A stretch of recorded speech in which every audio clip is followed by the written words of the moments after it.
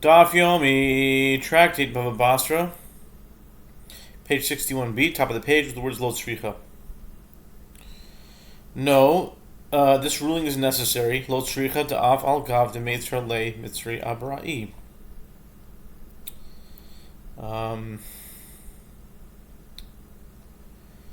We're talking about a gallery that is not sold along with a house.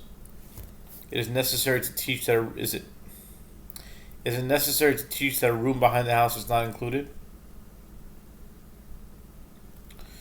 The question was, the Mishnah teaches that one who sells a house without specifying what is included in the sale has not sold the gallery, whatever that is, the gallery. People say it's different things, but nor has he sold the room behind the house, even if it is accessible only from it. The Gemara asks now that the Mishnah taught that a gallery is not sold along with the house. Is it necessary to teach that a room behind the house is not included in such a sale? I guess they're saying that a room behind a house that's not connected to the house is not considered part of the sale, but if you didn't specify it, and now we're on top of 61b. Lo tzricha the afagav de meitzar le mitzri abraim. No, this ruling is necessary to teach that the room behind the house is excluded from the sale of the house, even if the seller delineated the boundaries of the house for the buyer in the bill of sale by listing places outside the room. For example, noting the houses that border the property being sold, even though this might suggest that the room is included in the sale, the Mishnah teaches that it is not. Keder Rav Nachman, Rav Nachman, Rav Avu, Hamocher bayis lechaveru bria gedoyla, Ava pisha matzar loy mitzarim chachitzoinim mitzarim hilchiv lohoi. This is in accordance with the opinion of Rav Nachman. As Rav Nachman says, that Rabbi Bar Avud says, with regard to one who sells a residence to another in a large building containing several residences, even if he delineates for him the external boundaries of the large building, he did not sell him the entire building, but rather he enlarged upon the boundaries for him. That is, the seller did not mean to delineate the precise borders of what he was selling. Rather, he delineated the boundaries of a broad manner, giving the general location of the specific residence subject to the transaction. Heichidami. What are the circumstances? Elim the korle base, the bias, ulabira bira peshita, base zavin la le, bira lo zavin le. Ella de libira nami karula bias, kuli zavin le. What are the circumstances of the case? If we say that this is referring to a place where they call a residence and a building, and they always differentiate between the two terms, it is obvious that he did not intend to sell him the entire building, but merely enlarged upon the boundaries for him, as he sold him a residence and did not sell him a large building. Rather, explain that it is referring to a place where they also call a building a residence. But in that case, why not say that the seller sold him the entire building, since he delineated the external boundaries of the large building? Loi tzricho deruba korulei lebais. They call a bias, labira bira. V'ikanami de labira korulei lebais. Ma'u de tema kulizavan le, kamash melan, de mehabele lemichtav, velo shayaris, vezevini ilein klum, velo kostav shmamina, shayoire shayo. The Gemara answers no.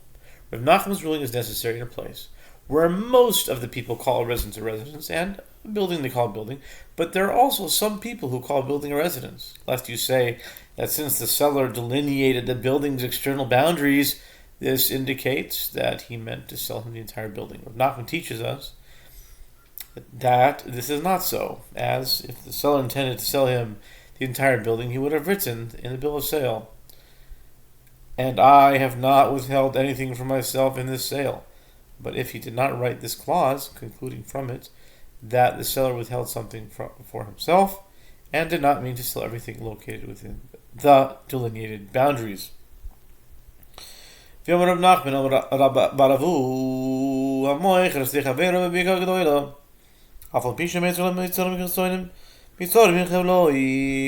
similar fashion, Rav Nachman says, that Rabba Barvu says, with regard to one who sells a field to another large expanse of fields, even if he delineates for him the external boundaries of the large expanse of fields, he did not sell him the entire expanse of fields. Rather, he enlarged upon the boundaries for him. That is, the seller did not mean to delineate the precise borders of what was being sold. Rather, he delineated the boundaries in a broad manner, giving the general location of the particular field he was selling. Hechidami, what are the circumstances of that case? Ilema de korole, sode sode, bika bika, pshita, sode zavinle, bika lo zavinle, ve'ela lebika nami karule sade, kula zavinle. The Gemara inquires what are the circumstances of the case. If we say that this is referring to a place where they call a field, an expanse of fields, and always differentiating between the two terms, it is obvious that he did not intend to sell him the entire expanse of fields, as he sold him a field and did not sell him an expanse of fields. Rather, explain that this is referring to a place where they also call an expanse of fields a field. But in that case, why not say that the seller sold him the entire expanse of fields, since he delineated the external boundaries of the expanse of fields? Lo yitzricho deika diresa de kaule sode vela bika nami la bika kaule sode maho de tema kule zavenle kamash ben lahon de mahavele le michtav le velo shiaris dizvine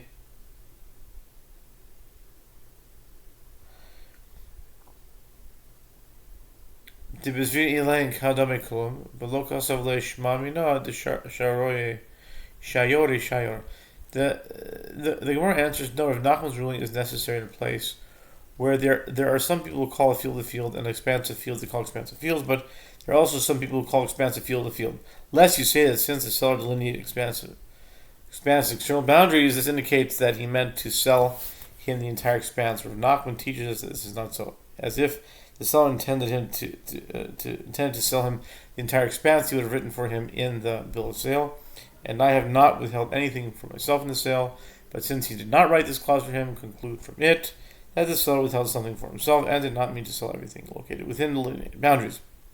Utzricha di ashmi mishum taha tashmishta lechud v'ha tashmishta lechud aval bika dechud lechad tashmishta hi emakul zaven le. The Gemara notes, and it was necessary for Nachman to teach the halacha in both cases, even though the two rulings appeared to be the same. As had he taught the halacha only in the case of the residence, that he did not sell him the entire building, even if he delineated the building's external boundaries, I might have said that this is due to the fact that the residence, has a discrete use, separate from the rest of the building, and that the building has a discrete use. But as for an expanse of fields, all of which has a single use, since it can be sown with grain, in its entirety say that the seller sold him the entire expanse. the Ashbian Bika, and if Rav Nachman taught us the halacha only in the case of expansive fields, Mishum lo havi le. Lememtzar le avol bayis the havi le. Lememtzar le lo matzar le kulizavin le zricha. And if he only taught the case of expansive fields, he did not sell the entire expanse, even if he delineated his external boundaries, I might have said that this is due to the fact that the seller had no way to delineate the particular field's boundaries, since all the fields are similar, and they all belong to the seller. But as for the residence, with regard to which the seller had a way to delineate its borders through the use of descriptive terms that would isolate it from the rest of the building, but he did not delineate them, I might say that he sold him the entire building. Therefore, it was necessary to mention both cases explicitly. Kaman azlaha de Amar Mari Berei de Bashmuel Barshilas Bishmei de Abaya de Haiman de Mizam Benile Mide de Chavre Tzarich Levichtav Le Lo Shiariz Bezevini Ilen Kodomai Klum. Kaman here of Nachman Amar Rabba Bar Avu. The Gemara says, in accordance with whose opinion is that which Rav Mari, the son of the daughter of Shmuel, said in the name of Abaya, one who sells something to another must write for him in the bill of sale, I have not withheld anything for myself in this sale. In accordance with whose opinion is that? It is in accordance with the opinion of Rav Nachman, who says that Rabba Bar Avu says that even when the seller delineates the boundaries of what he's selling, he does not necessarily mean to sell everything included within those boundaries. Inserting this clause in the bill of sale removes uncertainties that could lead to conflict. Dehu Amar Rav Lechavre Ara de Bechia Mizabna Lach Habai Tarti Arasa de Have Miskarian de Bechia Amar Rabbi Ashi Chada Amar Le Tarti Lo Amar Le. The Gemara relates that there was a certain man who said to another, I am selling you the land of the house of Chia. But there were two plots of land that were called that of the house of Chia. And the sages deliberated as to whether both were included in the sale or only one. Rabbi Ashi said, he said to him that he was selling him one plot of land. And he did not say to him he was selling him two plots of land, as he employed a singular term. Therefore, only one is included in the sale of Amarle Arasa Stama Miut Arasa Shtaim Vi Amarle Kol Arasa de Isle Libar Mi Bustani U Paradesi Amarle Zihara Filu Be Bustani U Paradesi Libar Mi Bate Ve'avdi. And he said if he said to him, I am selling you fields without specifying how many, the minimum number of fields that would justify being called fields, in the plural, is 2. And therefore, the seller has to give the buyer only 2 of his fields, even if he owns many fields. And if he said to him, I am selling you all my fields, what he means is that he is selling all the fields that he owns, excluding his orchards and vineyards. And if he said to him, I am selling you my landed property, what he means is that he is selling him even if his orchards and vineyards, but excluding his houses and Canaanite slaves.